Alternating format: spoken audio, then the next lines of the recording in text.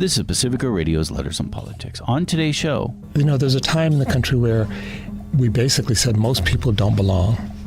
Women don't belong, gays don't belong, blacks don't belong, Native Americans don't belong, Latinos don't belong. And it was during that period that many of these statues were constructed. And as we expand who belongs, we have to reconsider, and the we itself becomes larger. It's not white men deciding what's beautiful. From Charlottesville to the toppling of Confederate monuments across the country, today we'll be in conversation about the National Dialogue on Race. Our guest is John A. Powell. He is the director of the Haas Institute for a Fair and Inclusive Society at UC Berkeley. He's also the author of the book, Racing to Justice, Transforming Our Conception of Self and Other to Build an Inclusive Society. In the past, John A. Powell worked at the ACLU, where he represented the KKK's right to march. I think people who want to argue that whites are superior, let them argue it. That should be protected speech. Under certain circumstances. So, for example, if you're in a school, how it takes place matters. If people show up with guns, with pitchforks, and in a demonstration, I'm less sanguine about protecting that. John A. Powell joins us next on Letters on Politics.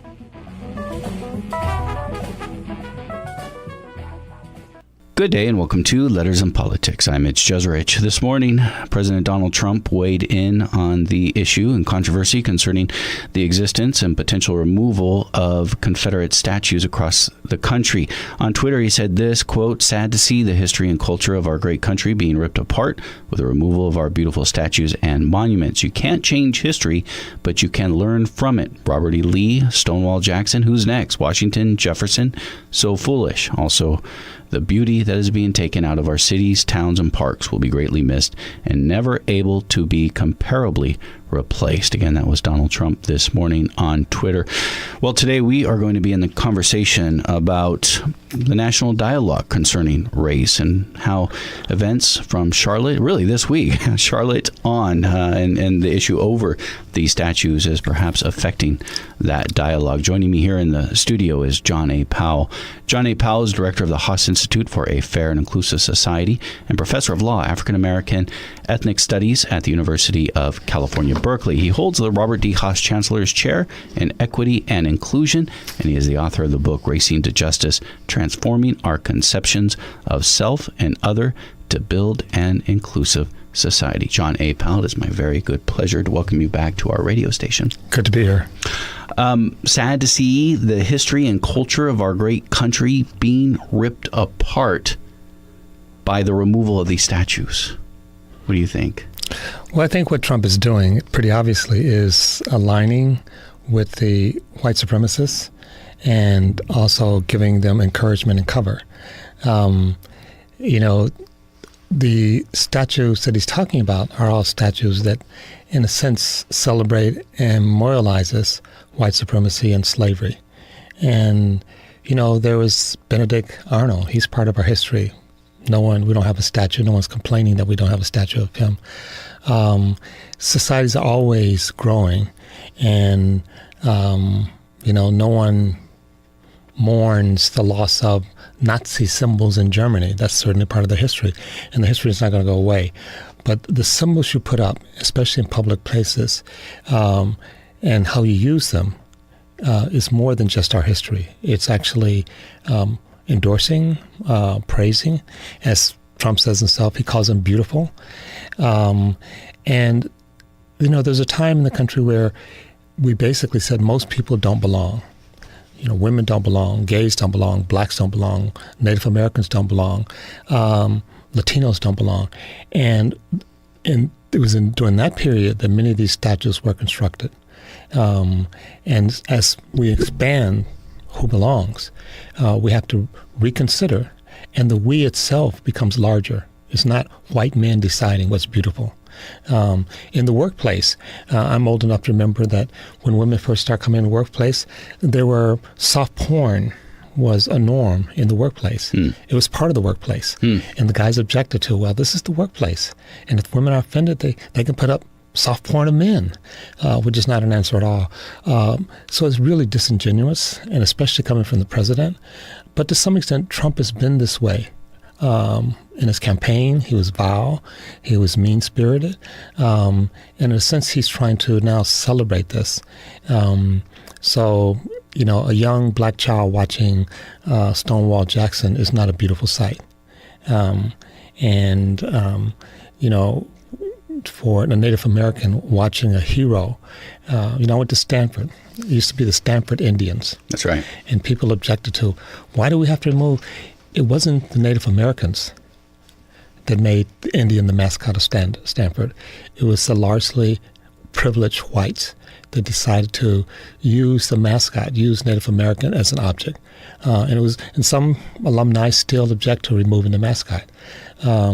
Very similar to what, we're talking about statues right now, but you could look at the National Football League. That's exactly Washington right. That's exactly Redskins right. still So how do we make the country belong to all of us? Yeah. Not to just a few. That's an interesting point to think about. If we are moving to a more inclusive society, well, then our ideas of what should be a part of our civic life, what we view as beauty, may change. That's right. I spent 10 years in Columbus at The Ohio State University. The big debate, how do you think about Columbus? The history is not so clear. Certain things happen. And I'm not saying we erase them. I'm not saying we don't talk about them. But I'm saying we talk about them in a much more complicated way, much more inclusive way. We talk about the things that Robert E. Lee stood for. He was actually a complicated person. He actually was opposed to slavery, which most white supremacists probably don't know. He only became, when Lincoln looked for a general, the first person he turned to was Robert E. Lee. But Robert E. Lee was a Virginian, and he supported Virginia. Grant, on the other hand, his wife actually owned slaves. Ulysses Grant. Yeah. So it's a complicated story, and we sort of tell one part of the story to glorify one part of history. We're not telling history. We're telling a part of history. And we're telling a part of history that, in this case, is pernicious and hostile to other people. And so Woodrow Wilson, President of the United States, he was also an explicit racist. There's a debate right now. Do you change the name of the Woodrow Wilson School? And you may or may not, but if you don't, I would say you need to add his complete history. He was not such a nice man. He was smart. He was inventive. He was a number of things. But he was also deeply flawed. And that does lead us to what Donald Trump actually said, and what others have said, is we take down these Confederate monuments today. Tomorrow we're renaming Washington, D.C. because George Washington held slaves. Again, the country belongs to all of us. It's he's saying, is there a logical stopping point? And to some extent, no, there's not. There were a number of people friends of mine and colleagues who were saying, well, okay, I'm finally wrapping my mind around maybe having, blacks in positions of power, but now they want to rename schools. There are a number of schools that were named after slave owners. Again, you're sending black kids to those schools. What's the message? But obviously Washington represents a particular. He is considered the father of the country. And I think people can understand that slavery was a hard issue. It was an issue that morally was always problematic. It was also an economic issue. It was an issue that deeply injured the country, that deeply formed the ethos, the culture of the country. But what it did to black people, and what it continues to do to black people, is a big problem. So I would say have a serious discussion. Do you include, I just saw the play Hamilton. Mm-hmm. Do you include the complexity of the debate? Do you include that Jefferson had a black concubine? Do you sort of talk about the evolution of our country, and not just something happened? So I think certainly the discussion has to be up for grabs. What we do with it, where we'll ultimately go, we don't really know. Not to get too sidetracked here, though, but do you feel Hamilton, the musical, get into those complexities? It did. A couple of things. I thought it's a great a musical, and I would recommend seeing it. The only criticism I would have, maybe two criticisms. One is I thought it didn't treat women well, as it could have, and the role of women. Women were much more involved in the forming of the country and ideas, and that didn't really come out in a strong way. But the other is the cost. It's like my ticket was a week's pay or whatever. $100. Yeah. For me to go see it. Yeah. But I think the sort of dealing with the fact that Hamilton himself was an immigrant, that he was a person of color, that there were these complex things, and it made it available to people in a way that we don't normally make it available. It shows some of the flaws of quote unquote our founding fathers, including Jefferson, without being completely derogative. So it's complexity in a sense. It was nuanced, and it was entertaining. Yeah. So I thought it was very, very worth seeing. I find these statues being removed right now, the four in Baltimore, the one that was toppled in Raleigh, North Carolina. Of course, one was done by the order of city governments, one was not. But beyond that point, what's happening in Louisiana, Kentucky, and just this visual of these statues being removed or toppled, really remarkable. It reminds me in a way of the fall of the Soviet Union, and we saw the fall of statues of Lenin. Now, not everyone will like that either, but is this a moment? I hear some commentators, especially on television, saying that they've never seen race relations so bad, or at least since the 60s, but maybe even in their lifetime, depending on how old they are, what they remember. Are they that bad right now? Well, it's a complicated question. So what do people mean by race relations?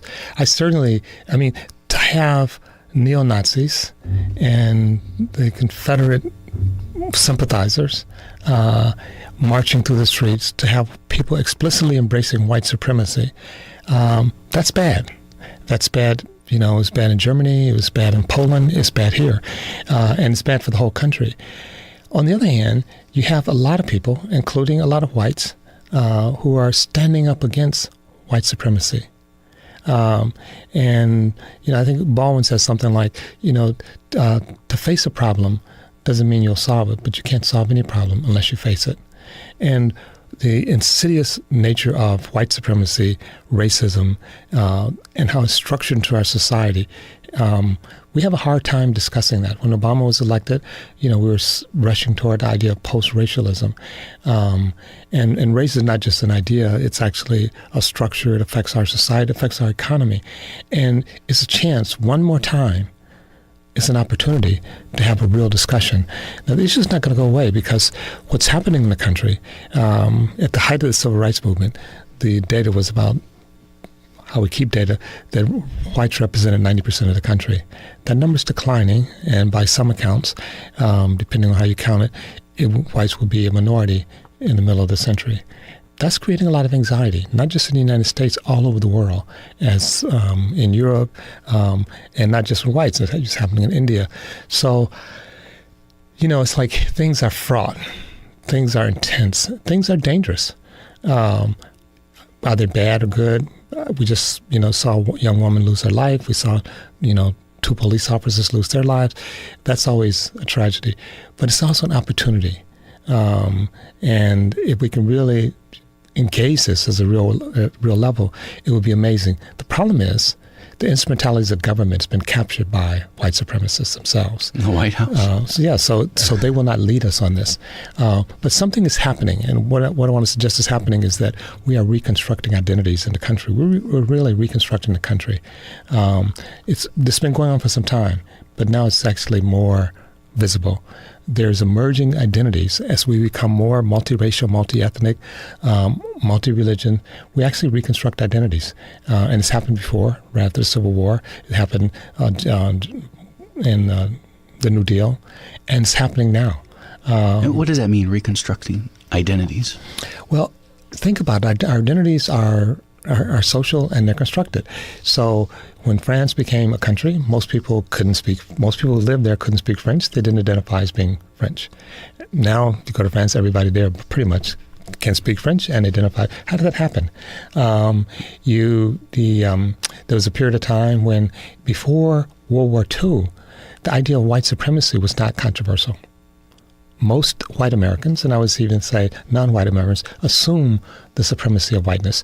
It's actually, you can read cases in the Supreme Court, liberal judges asserting the supremacy of whites. They weren't vitriolic. They weren't mean-spirited. It's like, it's a fact. They're just stating it as a fact. You had science, the whole science of racism, going around arguing about the supremacy of whiteness.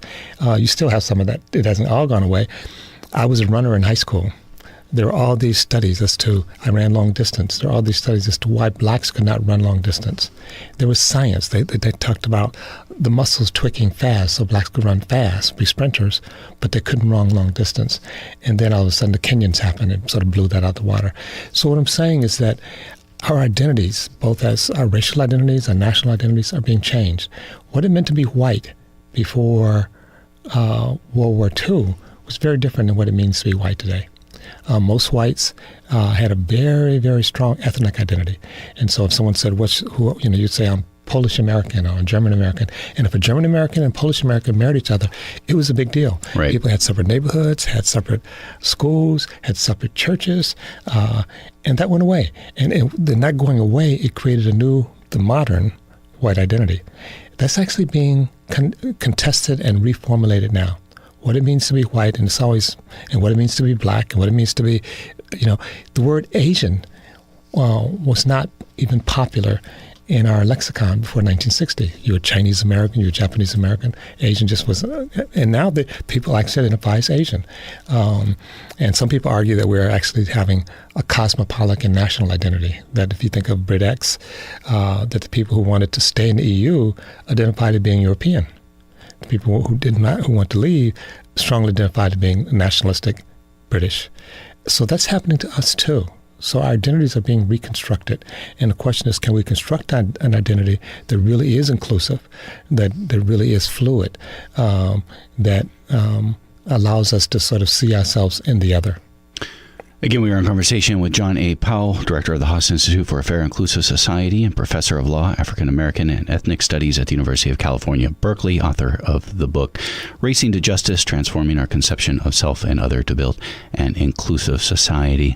With this reconstructing of identity, and I try to pay attention to conservative news outlets and read and listen to what they are saying, and they've all denounced what happened in Charlottesville and denounced those groups that were participating on Friday night with the torches, the Thomas Jefferson statue, and then what happened the next day.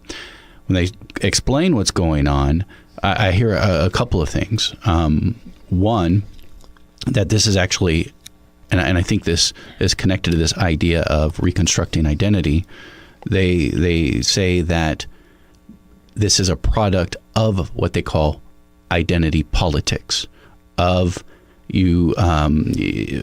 everything has become about race, and so people get into their own tribes, that white men, it was mostly, you look at those photos, mostly white men that were in Charlottesville, that white men have been deemed to be, the worst of all people, and so why they say they don't accept it, they understand why young white men that we saw in Charlottesville and maybe other places get together and they are also doing identity politics, no different than in other places. And that's how they try to explain that. Well, I've heard, and I think a lot of people, and even people from the left, will sort of misunderstand the concept of identity politics. In one sense, all politics are identity politics, in the sense that people come to politics as full people. They come with issues from their community, from their lives, from their family. And so you call that identity politics. And when Democrats also critical of the concept of identity politics, and they said instead we need to focus on issues that unite us, like issues about the economy and the working class. And they talked about coal miners. And really what they were saying, when you listen, they were saying we need to focus on issues that are most important to the white community. And working class in the United States has largely become a euphemism for white, even though 40% of the people who are quote-unquote working class are actually people of color. They get lost. So, for example, people say the working class voted for Trump. Well, the black working class didn't vote for Trump. The Latino working class didn't vote for Trump. What they really mean is white. And so there's a way in which people can acknowledge their identity and still be part of something larger. Now, is that theoretical? No, just look to Canada. Canada does not have a melting pot. Canada has what they call a mosaic. They don't ask you to drop your identity to become Canadian. So you can be Canadian and still be whatever. So it's not that identity itself is the problem. It's the way we actually think about it. And the way we think about it and the way we talk about it is what I call breaking. Is that my identity is the only one that counts. My identity is the dominant identity. Now, the expression of that comes most profoundly from whites and white men. Even when we say, when talking about white men, it's about race. It's about race, but it's also about gender. That gets lost. And I and others have written that if you believe you are superior to everyone else, then when people ask for equality, that feels like an attack. And so what groups are asking for and demanding is to be recognized as full human beings. And so, like Black Lives Matters. Yes, if you have people shooting down the police, shooting down black people in the street, the state, this is not just individual, this is the state. This is worse than lynching.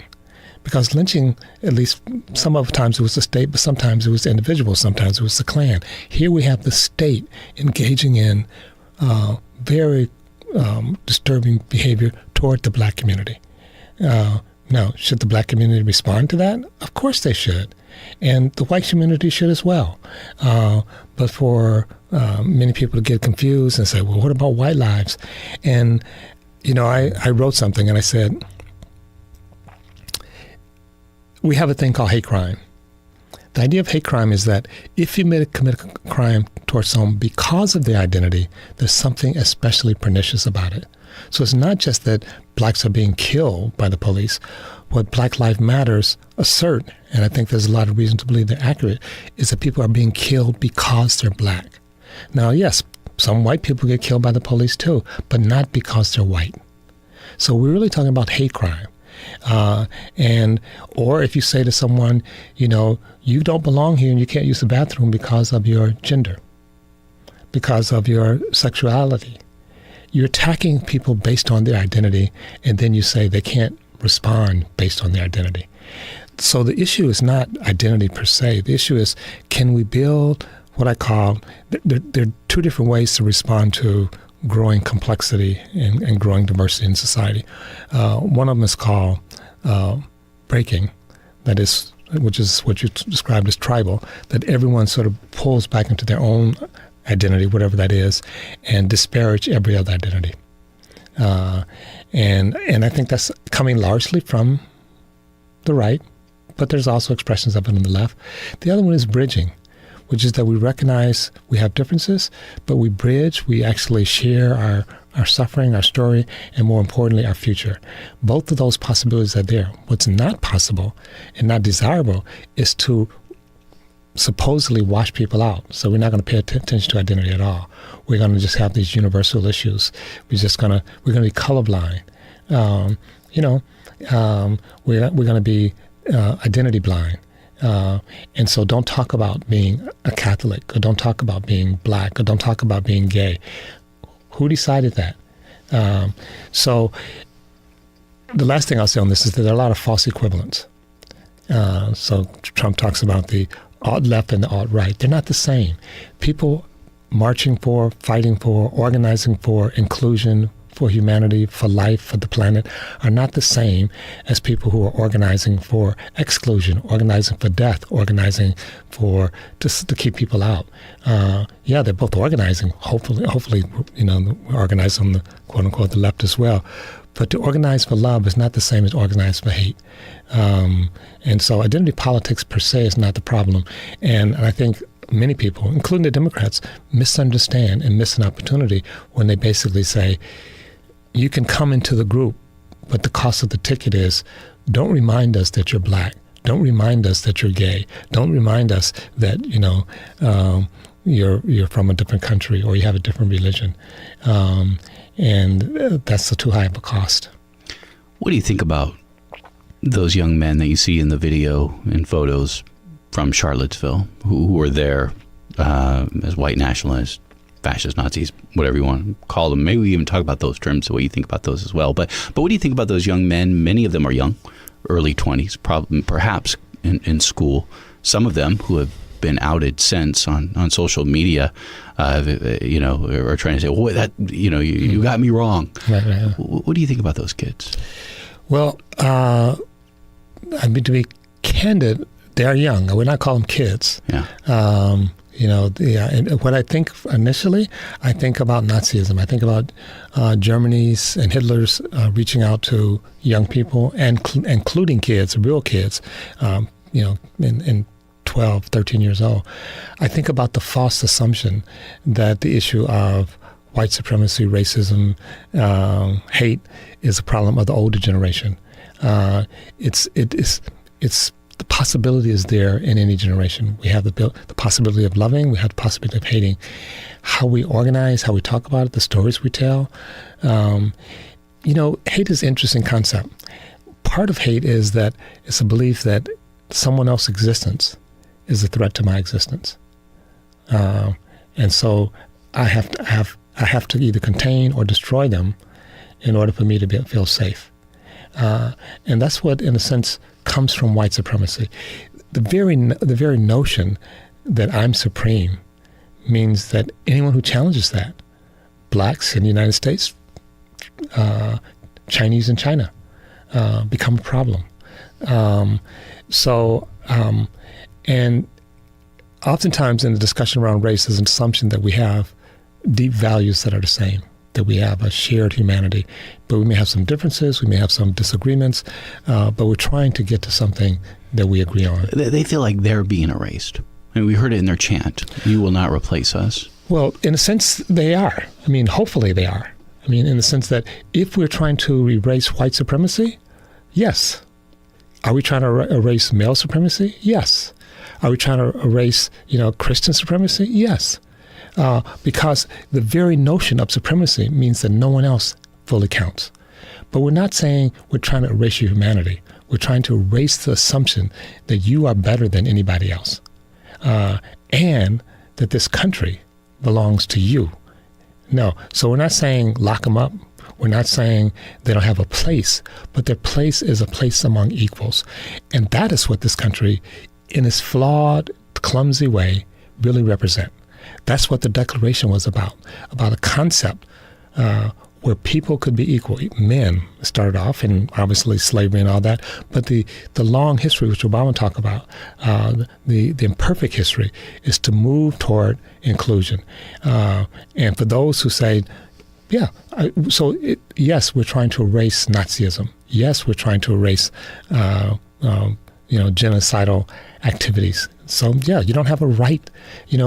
There's a book called Arguing About Slavery, and it talks about during slavery, the slave owners were talking about, you're interfering with my right to own slaves. Yes, first of all, you don't have a right. And if there is such a right, we are trying to interfere with it. We're trying to destroy that. Your right as a slaveholder, your identity as a slaveholder, we are trying to destroy. So I would make no bones about that. But we're not trying to erase the person. We're saying you are part of the human community. You're part of the United States, but just a part in relationship with all the other parts. You know better than and you know worse than. But your idea that only you count and that you have to be in control and that you are supreme, that you're better than, smarter than, and that your culture is more meaningful, that we are trying to replace. How to replace it and erase Nazism, fascism? There's raging debate right now concerning all this about free speech. Here, hate speech, Supreme Court's been pretty clear, is protected by free speech laws. We don't see that actually in Europe. We don't see that in Germany or France or even England. What do you think about the free speech issue around all this? Well, Mitch, you may and I know that I was the National League Director of the ACLU for almost 10 years, and in the 80s when a lot of these issues were happening on campus. And it's like a lot of ideas. Ideas become symbols. My guess is most Americans haven't read the First Amendment. The First Amendment, when the Constitution was first drafted, was not the First Amendment, it was the Fourth Amendment. And the way the framers and others sort of thought about free speech is very different than the way we think about it today. Free speech as a concept is a very complicated concept. Not all speech was the same. For example, political speech had a special place in the valence of free speech. And one of the founding thinkers around free speech was based on the notion that the famous saying that my freedom stops at the tip of your nose. What that means is that I can do anything short of physically injuring you. In 1896, in Plessy versus Ferguson, the Supreme Court dealt with the issue of psychological harms. One of the arguments was that segregation was a psychological harm to blacks. And the court basically said, psychological harms are not harms. When that case was overturned almost 60 years later in Brown v. Board of Education, the Supreme Court said psychological harm is a harm. Now, if you think about science today, we know that, yes, psychological harm and physical harm oftentimes are very close. And so part of it, and part of the reason I'm talking about that, is that the notion of the free speech, when it first took form, first of all, was more complicated. But secondly, the notion of harm was much more different. We didn't have such a thing as trauma. So in a sense, we really need to think about free speech, not in a sort of reactive way, not in sort of a stale way, but we do need to have space for people to express themselves, but we also need to make sure people are protected. So, for example, if you have a child in school and the principal was calling a child a bunch of names, whatever, N-word or whatever, and then was challenged, and the principal and the teacher said, I'm exercising my free speech. I didn't touch the kid. There's not a court in the country that would protect a teacher. And we'd recognize that they're inflicting a harm on the teacher. Now, what about adults? Again, once we start really thinking about the harm, then we have to be more circumspect. And I do believe in free speech, but I believe it's actually much more complicated. And I also believe the notion of harm is not what Mills, who's the one that's saying, who's the architect of our free speech, his concept of harm is gone. We know now that psychological harm, trauma, emotional harm are real harms. We haven't incorporated that into our discourse. But I think someone being able to say something who disagrees under certain conditions should be protected. I think people who want to argue that whites are superior, let them argue it. That should be protected speech. Under certain circumstances. So, for example, if you're in a school, how it takes place matters. If people show up with guns, with pitchforks, and the demonstration, I'm less sanguine about protecting that. It seems to me that the march in Charlottesville, people were coming for a fight. They were coming to incite. And it's sort of interesting the way the police responds. So I do think we need to talk about speech, and being here in Berkeley, I think we need to be thoughtful about it. But I think we need to be thoughtful in a sophisticated way, not just saying all speech is okay or that speech I don't like is not okay. I think both of those approaches are too simplistic. I mean, I guess what people may worry about is where do you draw the line, and where does that line end up going, and who also does it end up applying to? Well, I've written some about this. I've written a fair amount about it, and the foundation is that all people belong. Initially, when the concept of free speech as it came to the United States was speech and equality were very closely linked. It was only later they became delinked. There was also a sense that corporate speech, or what was called commercial speech, did not deserve the same protection as political speech. So there was and there will be line drawing. The question is, can we do it in a thoughtful way? Can we do it in an inclusive way so all voices are heard? And yes, so you say, here's speech. In this context, in a school, we might protect speech, or might have think of speech in a different way. In a workplace, I talked about a woman coming into the workplace and having to deal with pornography. The argument initially was that was speech and that was protected. Well, as Mills would say, it wasn't physically laying the hands on women, but we know it had a emotional impact on women. And eventually, a conservative court said you could not have pornography in the workplace.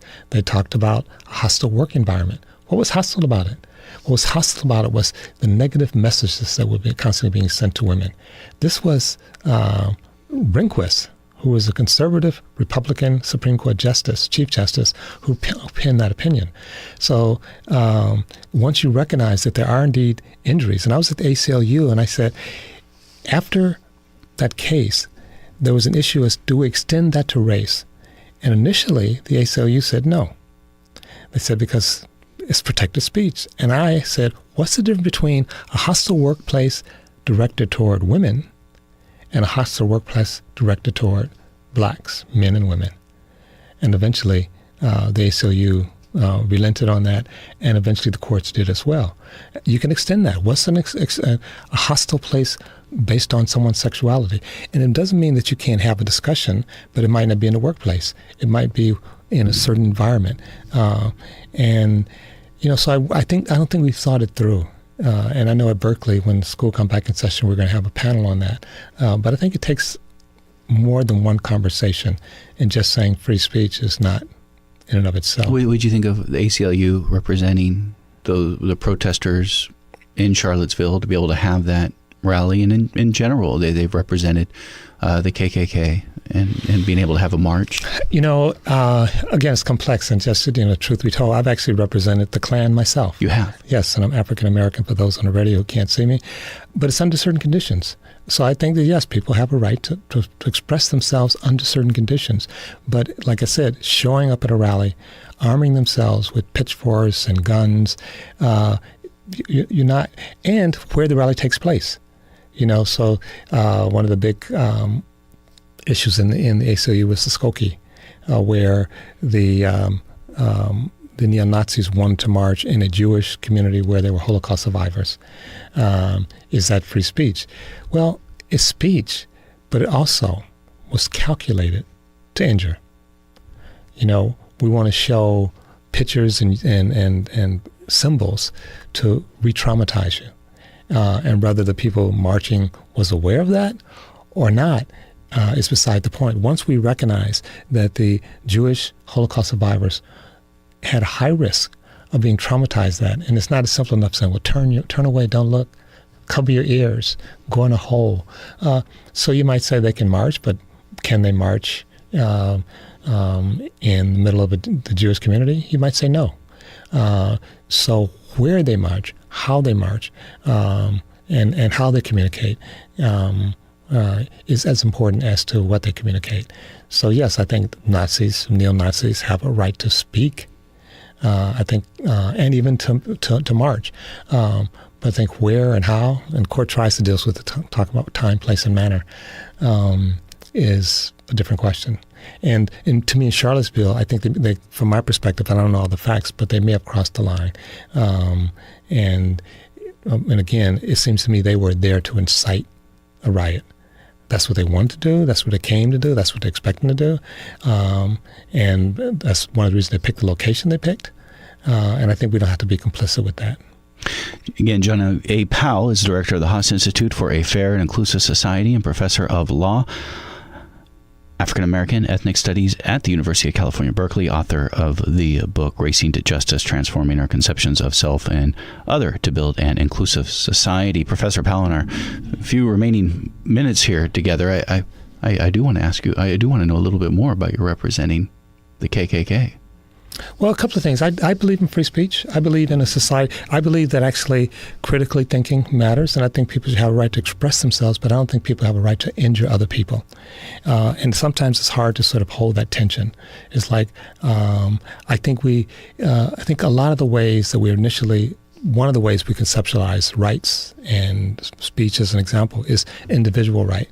I think, in a sense, rights are always social, in the sense that we are in relationship with each other. How do we honor that is something that's hard to work through. So yes, I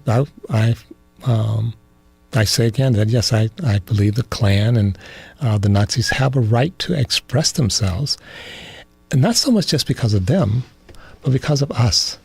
This is who we are. Right. We are a society that invites people to examine, to have some autonomy, to have some creativity, but we don't allow people to simply injure other people. And we recognize that speech acts, money, Citizens United, matter, and it's not just a symbol, as Mills thought it was. It actually is much more. I also want to say, I know we're about to run out of time, but I think... We have a few minutes, though. Okay, yeah. But I think in terms of addressing these issues, the data suggests that still the vast majority of Americans support some version of equality and fairness. It may not be as well thought out, or it may not be in practice, and that's good news. The question for me, though, is it organized? How does it express itself? Because there's a lot of data that suggests that it's not simply the majority or minority in democracy that actually determines the outcomes. It's who's organized, how they're organized, how do people talk about it, what's the story people tell. And I think we have to tell a story that's inclusive. We have to tell a story that's bridged. We have to tell a complicated story. But we also have to recapture the institutions and levers of power in our society. By that I mean government. By that I mean having private industry be in alignment in some way. And what I think people made a mistake of sort of not understanding how critical the government was in terms of a good life. And race was used by the right to capture government.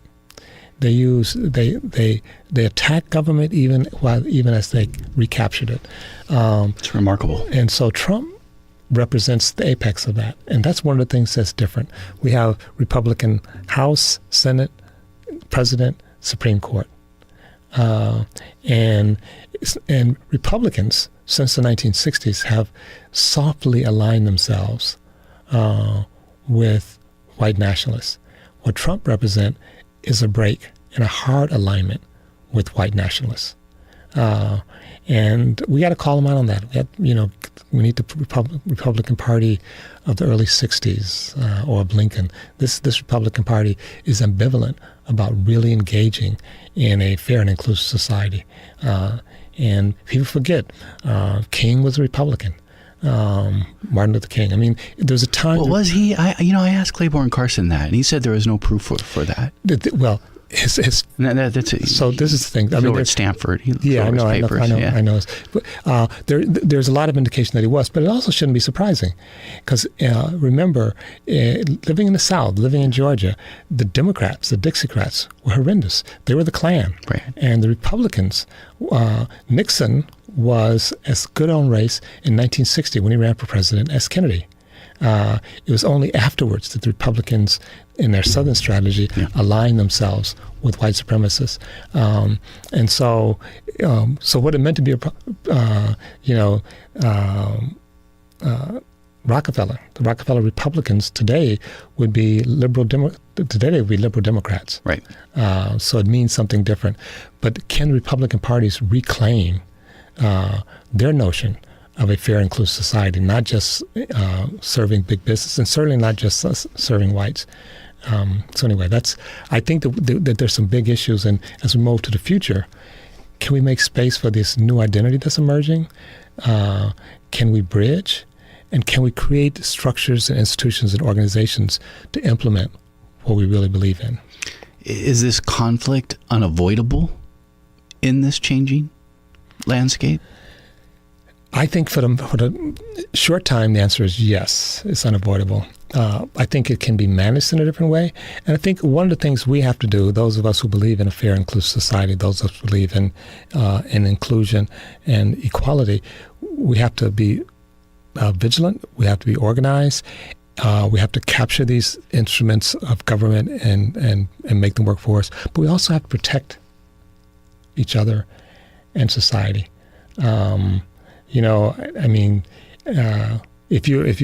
If you put yourself in, if we're in a situation where people are coming with guns and knives and cars, how do we protect each other? And the thing that's hard now is that we can't depend in all circumstances, maybe in some, that the police will protect us.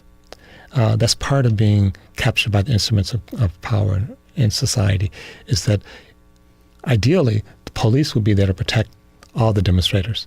There's some indication that they were less willing or less interested in protecting the counter-protesters. So I think we have to think this through and be really thoughtful about the time we're in. And I don't think there's any way out of it now without going forward, especially as long as Trump is in the White House. Yeah. And finally, about Trump, and perhaps maybe a real sense of irony here, is it possible this Trump presidency, and I started thinking about this when we see the statues being removed and toppled, that the Trump presidency may actually propel us forward? It could. I mean, it's an opportunity, but it's a dangerous opportunity. With the rejection of what Trump stands for. But you have to remember, 63 million Americans voted for him. And some of them are doubling down. They like what they see. The anxiety around whiteness as a master race is actually quite deep in our society. That's partially what we're dealing with.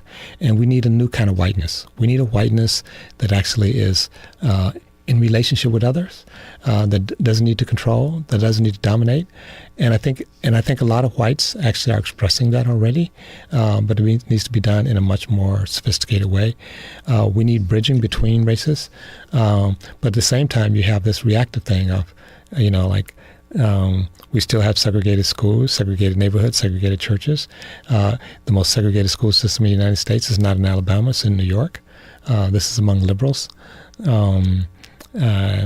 Even as people sort of strategically fight against white supremacy, and they sometimes reinscribe some of those values. So I think it's very dangerous, for example, when Latinos or blacks actually think of a movement that only deals with blacks and Latinos. I think, again, that's sort of can be a soft kind of breaking. And the country will continue to be more diverse. So how do we deal with that? Again, I think we can learn a few things, not everything, from our northern neighbor in Canada, because they are actually, Toronto, Vancouver, those are very diverse cities as well. Can you describe that fear of losing white dominance? And what does white dominance mean in today's society? Well, I describe part of this in my book. The idea of the white ideology from the very beginning, and this is why Baldwin and others have said there's no hope for them as long as they think they're white. That part of the hard core of whiteness is the right to dominate. Is whiteness already, in some ways one could say the ideology of whiteness and white supremacy is redundant. And you think of literally Teddy Roosevelt, he talked about the white man's burden of imperialism and civilizing the rest of the world. There's another book called Savage Inequality, which talks about how they treated quote-unquote Native Americans. First, you label them as savages, less than. They're not as good as us. They're not as smart as us. And it's tend to be also patriarchal, because it's like women, right? It's like white men's burden. Not white people's, white men, although white women sort of are implicit in that oftentimes. That's being challenged. It's being challenged here, and it should be challenged. And so having Obama in the White House, in some ways, and I wrote about this early on, and people didn't understand it, always had the danger of activating this kind of anxiety. If you think you are supreme, then equality is seen as an attack or threat. And so the idea that you had a black person in the White House who wasn't a butler was very disturbing. I mean, just think how not just white people, but how the Republican Party treated Obama. I mean, he could do no right. Things that Trump has done and get away with, it's amazing. But he really could go out on Fifth Avenue and shoot someone and probably get away with it. Exactly. And so, I knew, for example, the Affordable Care Act was going to have a difficult role once they labeled it Obamacare. It's not the people who are against health care. They were against Obama, and the Republicans tagged it with, this health care is about Obama. So, so can we have a white identity that's in deep relationship with other identities? Can we have a black identity? Can we have, and we're seeing that already. I mean, we're seeing expressions of it, I should say. It's not that this is a solution, but the interethnic, interracial marriage in California is incredibly high. I think right now it's around 30%, and nationally it's around 15%. And that number is expected to go up. So people are doing things, trying things, and in the midst, we don't know we're doing it, but we're actually forging new possible identities. And the hard identity to actually crack in the country is white identity.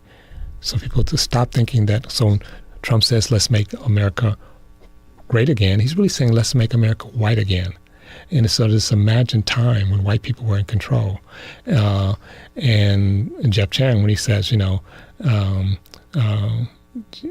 we be, he talks about the changing of the country. Can we imagine a country where women, where gays, where trans, where people of different religions can actually cooperate, and not just at a abstract level, but in the everyday life? That requires a different identity, and especially the most segregated group in the United States are whites. And what you see with the alt-right is a reassertion and trying to protect that sort of white dominant identity. And it dominates not just the other races, but it dominates the earth. So it's not surprising to me that this sort of white ideology, this white racism, this white supremacy is also associated with climate change deniers. John A. Powell has been our guest. Again, John A. Powell is the director of the Haas Institute for a Fair and Inclusive Society, professor of law, African American ethnic studies at the University of California, Berkeley. He holds the Robert D. Haas Chancellor's Chair in Equity and Inclusion, and he is the author of the book, Racing to Justice, Transforming Our Conceptions of Self and Other to Build an Inclusive Society. John A. Powell, this has been very helpful, and I thank you greatly. Thank you, Mitch. I appreciate it. And I just would end by saying, we see a lot of hate, we see a lot of anger, but we also see a lot of love. And I know since King, I think we've sort of forgotten the power of love. It's not a wussy thing. It's not something that's just, whatever. For wimps. Yeah, it's actually very powerful if we think about it and embrace it and use it in a real way. And not just for quote unquote our group, because there's no just our group. There's no real other, and there's no just our group.